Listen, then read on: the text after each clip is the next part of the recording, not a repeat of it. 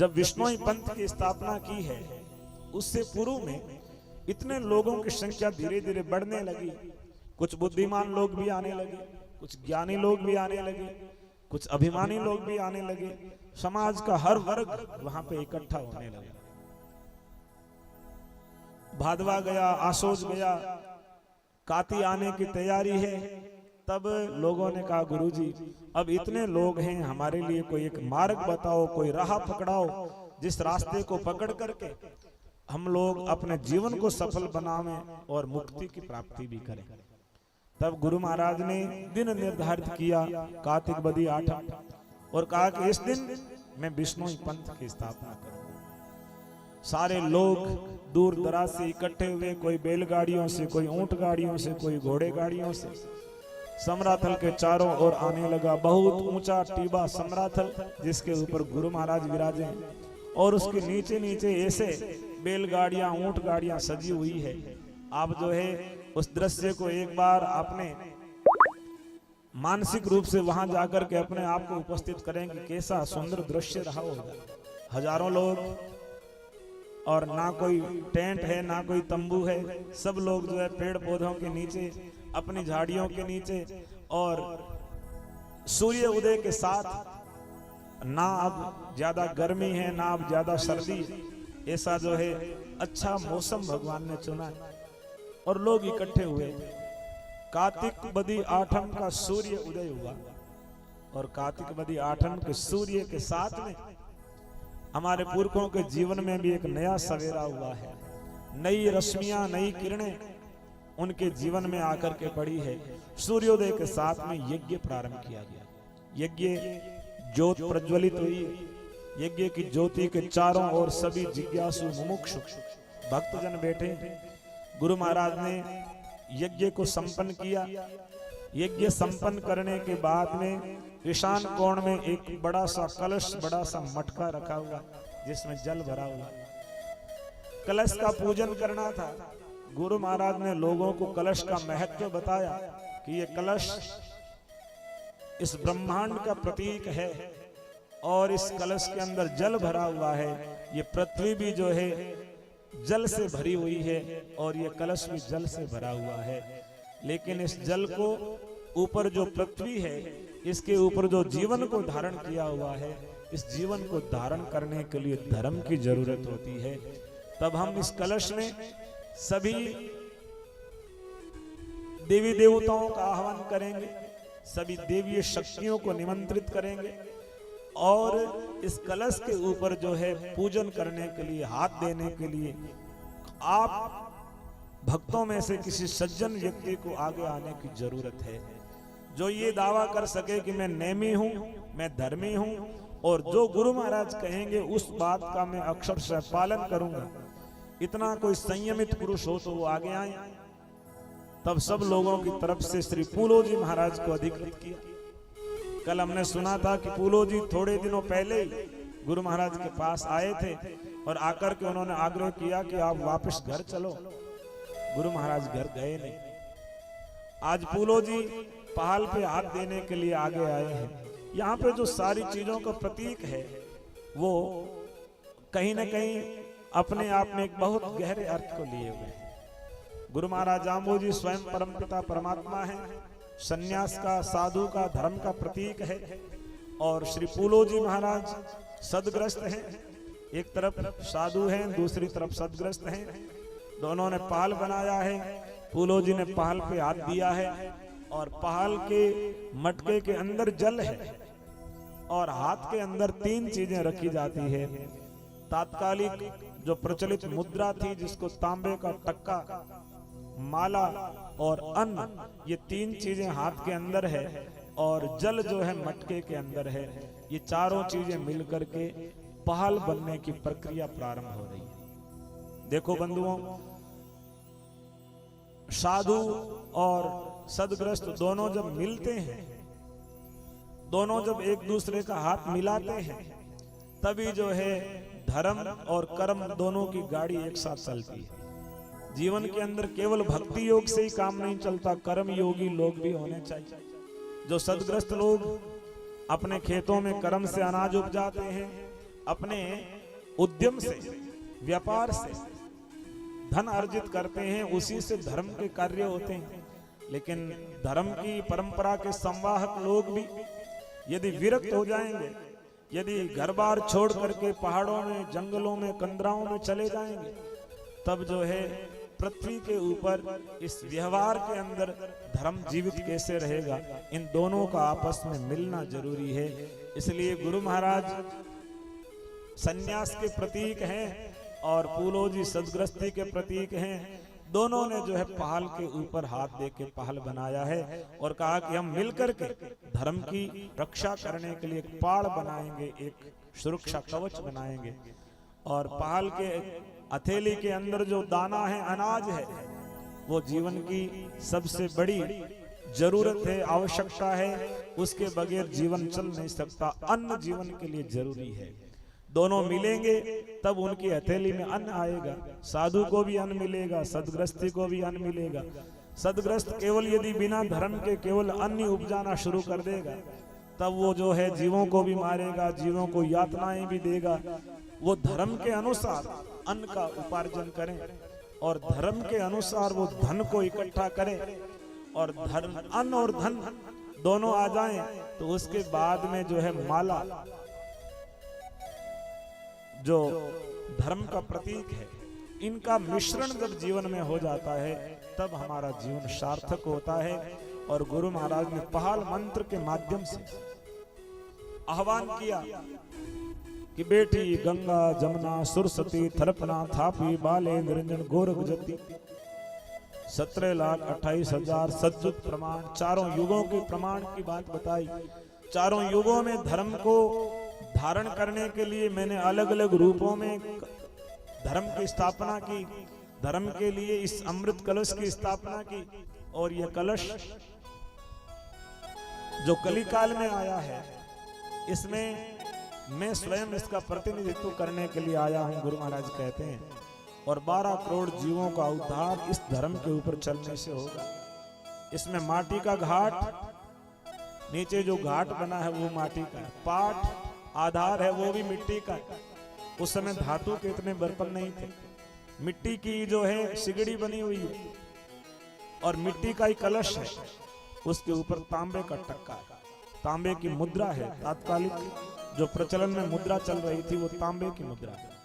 इन सबको मिला करके गुरु महाराज ने कलश का पूजन किया और कलश का पूजन करने के उपरांत गुरु महाराज ने कहा कि अब पहाल बनाएंगे। पहाल बनाते समय पहाल के अंदर गुरु महाराज ने माला और मुद्रा दोनों अपने हाथ में ली है। धर्म को यदि बचाना है तो केवल माला से धर्म नहीं बचेगा, धर्म बचाने के लिए मुद्रा भी खर्च करनी पड़ेगी, मुद्रा भी साथ में लगानी पड़ेगी। अब लोग सोचे कि केवल जो है राम जी से ही काम चल जाएगा, धन की आवश्यकता नहीं है। दोनों चीजें मिलेगी तभी जो है बात बनेगी। और दोनों जो मुद्रा है वो माला के अनुरूप होनी चाहिए, यानी जो धन है वो धर्म से ही कमाया हुआ होना चाहिए। अधर्म से, अनीति से कमाया हुआ धन धर्म की रक्षा नहीं कर सकता। लोग सोचते हैं कि हम 2 नंबर का काम करेंगे, गलत काम करेंगे और वो पैसे धर्म में लगा देंगे तो उनसे धर्म नहीं बचेगा। उनसे फिर जो है धर्म के स्थानों पे झगड़ा होगा, लड़ाइयां होगी, आपस में जो प्रतिद्वंदिता होगी, क्योंकि वो उसी भाव के साथ में पैसा निकल करके वहां से आया। और जहां पे सुख शांति से, सुकून से, नीति से कमाया हुआ धन आता है, वहां पे बड़ी शांति, बड़ा जो है सौहार्द बना हुआ रहता है। क्योंकि धन भी जो है अपनी ऊर्जा को साथ में लेकर के चलता है कि कैसे नियति के साथ में, कैसे भाव के साथ इस धन को कमाया गया। और वो धन जहां जहां जाएगा वहां वहां पर वैसी ही ऊर्जा को निर्मित करेगा। तो मुद्रा और माला दोनों गुरु महाराज ने जल के अंदर घुमाते हुए अपने मंत्रोच्चार किया है। और मंत्रोच्चार करने के बाद में गुरु महाराज ने सभी देवीय शक्तियों को उस कलश के अंदर प्रतिष्ठित किया। पहाल बनकर के तैयार हो गया। नाम रखा पाहल। पाहल यानी जिसको पीने से सब चीजें हल हो जाएं, समाधान हो जाए, वो है पाहल। और सीधी भाषा में पाड़ भी कह देते हैं। पाड़ का मतलब पहल मंत्र की एक उक्ति है कि नेम तड़ाई नेम जड़ नेम के जिम्मे पाल, यानी नियम की तलाई हो, नियम का जल हो, तब उसी नियम के जिम्मे ये पहल रहता है। यानी अपने धर्म को रक्षित करने के लिए एक जो पाल बनाई गई है उसी का नाम पाहल है। गुरु महाराज ने हाथ में जल दे करके, चड़ू दे करके इस बात का संकल्प दिलाया कि आप 29 नियम रखोगे तो आपको मैं चड़ू दूंगा। लोगों ने कहा हम रखेंगे। तब भगवान ने हाथ में जल दे करके इस संकल्प को दोहराया और लोगों ने इस संकल्प को अपने जीवन में धारण किया और उस पहल के माध्यम से उनको ये शक्ति प्राप्त हुई है।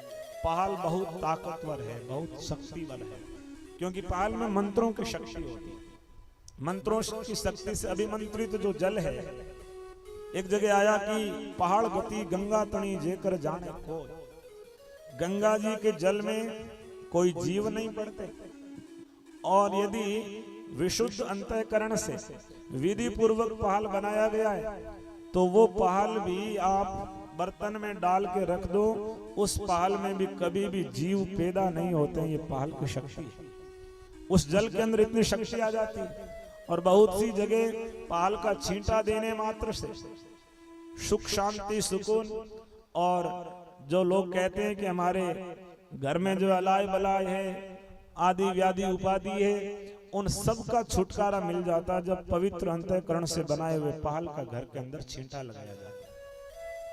लोग जो है पहल की गति को छोड़ करके, पहल के रास्ते को छोड़ करके ऐसे स्थानों पे भटक रहे हैं। जो लोग समय से स्नान नहीं करते, जिनका जीवन स्तर हमारे से बहुत निम्न है,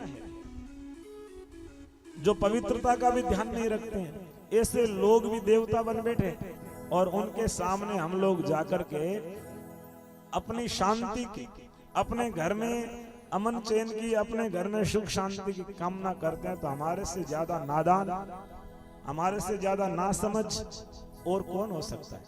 क्योंकि हमने अपने आप को समझा ही नहीं। हमारे पास में क्या चीज है उसको हमने समझा नहीं। गुरु महाराज ने जो पहाल बना करके दिया है, ये पहाल गंगा की तरह श्रेष्ठ है और पहाल से वही गति होती है जो गंगा से होती है। हमारे जो है सनातन धर्म में अस्थियां जो है गंगा जी में प्रवाहित की जाती है। किसी मृतक व्यक्ति की जब शरीर को जलाया जाता है तो उसमें से कुछ अस्थियां निकाली जाती है, उन अस्थियों को मां गंगा में प्रवाहित किया जाता है। भक्तों ने कहा गुरुजी इधर राजस्थान बीकानेर से गंगा जी बहुत दूर है, उस समय यातायात के इतने साधन भी नहीं थे। महाराज हमारी अस्थियां तो गंगा जी पता नहीं पहुंचती है कि नहीं पहुंचती है, हमारा कल्याण कैसे होगा?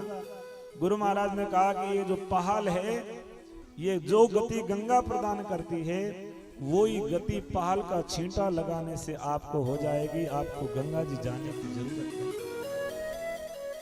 तो कितनी शक्ति है, कितनी ताकत है पहाल में। पहाल को लेते समय हम लोगों को विचार करना पड़ता है।